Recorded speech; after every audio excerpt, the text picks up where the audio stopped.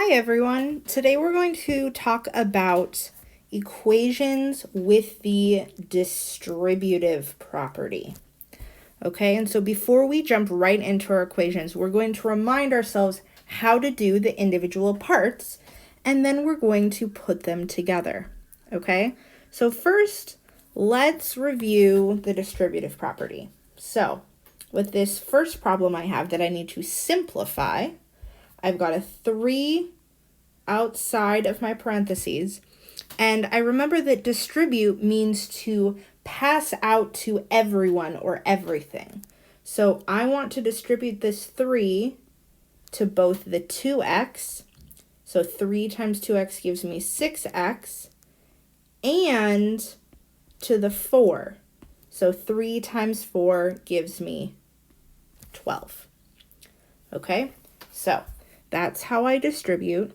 Now let's go to this equation, really straightforward two-step equation.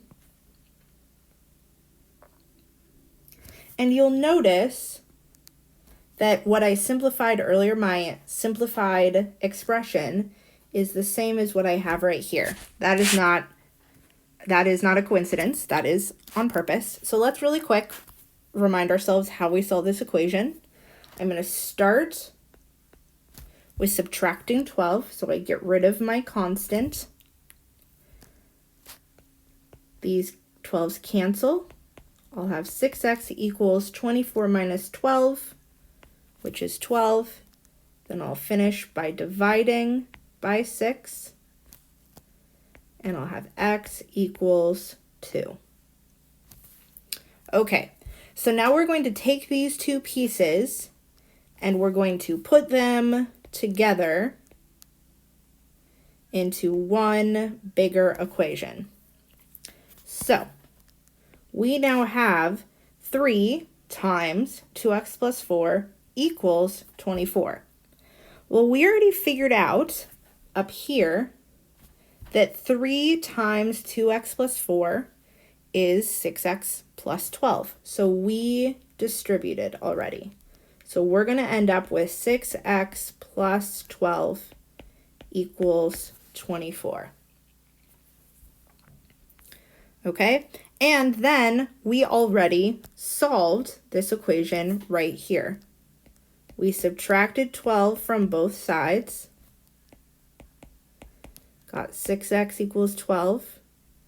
Then we divided by 6, x equals 2.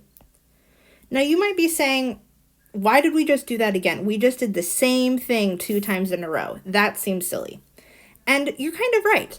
But I want to show you that you already have the skills to solve an equation like this. You already know how to distribute, and you already know how to solve a two-step equation.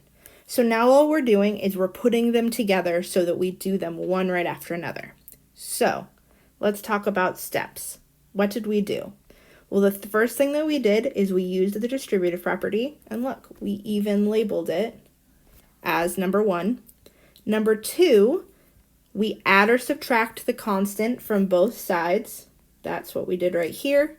And number 3, we multiply or divide the coefficient from both sides, which we did right here.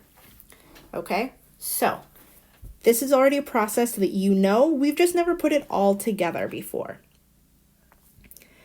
The one other reminder that I wanted to put at the bottom is remember to follow those integer rules. So rules about positive and negative numbers, such as when you multiply two negatives, you get a positive. Or when you add or subtract positive and negatives, different things happen. We have to follow those integer rules both when we're simplifying with our distributive property in step 1 and when we're solving our equation in steps 2 and 3. To finish, there's a couple of practice problems for you to complete.